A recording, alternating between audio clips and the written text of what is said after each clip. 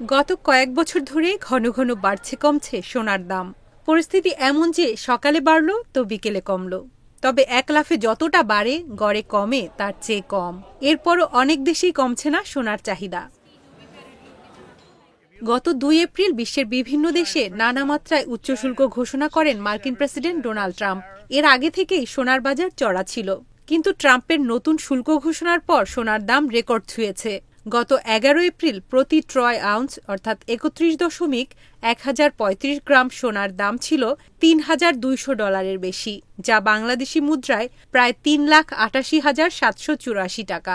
Bangladesh jewellers সমিতির তথ্য অনুযায়ী ২৩ এপ্রিল ২২ ক্যারেট সোনার দাম ছিল ভরি প্রতি ১,৭২,৪৮৬ টাকা, যা দেশের ইতিহাসের রেকর্ড।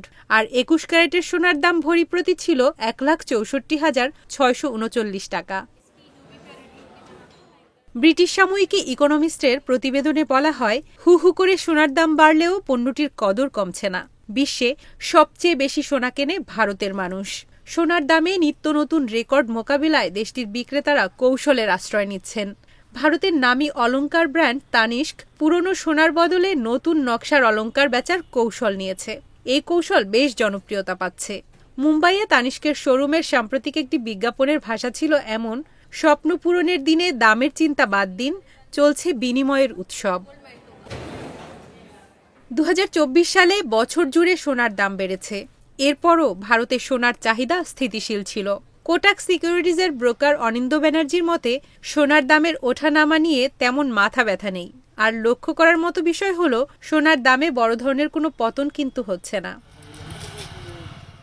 ওয়ার্ল্ড গোল্ড কাউন্সিলের তথ্য অনুযায়ী দাম বেশি হওয়া সত্ত্বেও ভারতীয়রা এখনও বিয়ে সহ নানা ধরনের উৎসব উপলক্ষে সোনা কেনা অব্যাহত রেখেছে। সোনা বন্ধক রেখে ঋণ দেওয়ার প্রবণতাও কমেনি।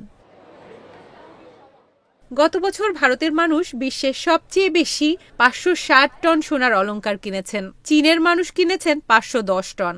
একই বছর ভারতীয়রা সোনার বার কিনেছেন ২৪০ টন। সোনার বার কেনায় চীনারা এগিয়ে, তারা কিনেছেন ৩৪৫ টন। থাইল্যান্ডে ২০২৪ সালে সোনার প্রতি চাহিদা ১৭% বেড়ে ৪০ টনে পৌঁছেছে। ইন্দোনেশিয়া ও ভিয়েতনামেও সোনার চাহিদা বেড়েছে।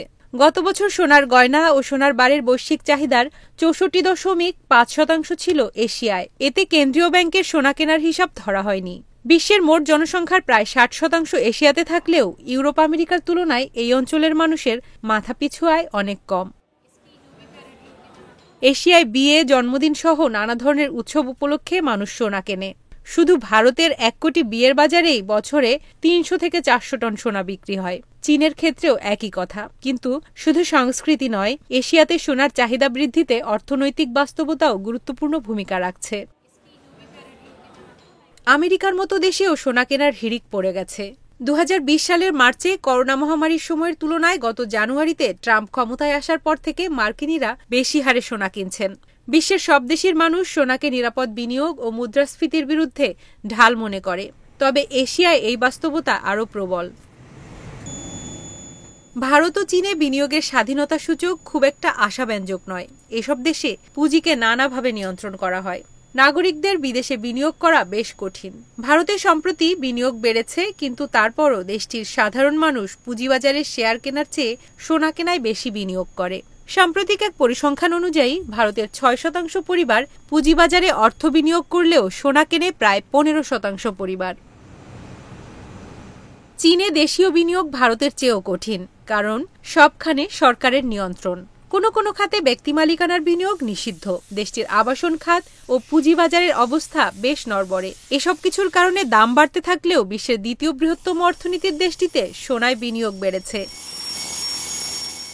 এশিয়ার অনেক দেশ এখনও ব্যাংকে অর্থ রাখার চেয়ে অল্প অল্প সোনা কেনাকে বুদ্ধিমানের কাজ মনে করে। এই অঞ্চলের অনেক দেশেই পেনশন ব্যবস্থা নেই, বা থাকলেও তা অপ্রতুল। ফলে তারা সোনাকে ভবিষ্যতের নিরাপত্তা মনে করে। এসব দেশের নারীরা, বিশেষ করে গ্রামাঞ্চলে, সোনাকে নিজেদের আর্থিক স্বাধীনতার প্রতীক হিসেবে দেখে। কৃষক ও ক্ষুদ্র ব্যবসায়ীরা খারাপ সময়ে নগদ টানাপোড়েন মেটাতে সোনা বিক্রি বা বন্ধক রাখে। ভারতের জমির কাগজপত্র অনেক ক্ষেত্রে জাল হয়ে থাকে। মর্টগেজ ব্যবস্থাও ভালো নয়, তাই বন্ধকের বিনিময়ে অর্থ পাওয়ার জন্য সোনা বেশি জনপ্রিয়। অর্থনীতিবিদেরা বারবার শঙ্কা প্রকাশ করে আসছেন, সোনায় এত বিনিয়োগ হলে উৎপাদনশীল খাতে বিনিয়োগ কমে যায়। এতে করে জাতীয় অর্থনীতিকে মাশুল গুনতে হয়। আর সোনার মতো দামি পণ্য আমদানির কারণে ভারতের মতো দেশের বাণিজ্য ঘাটতিও বাড়ে।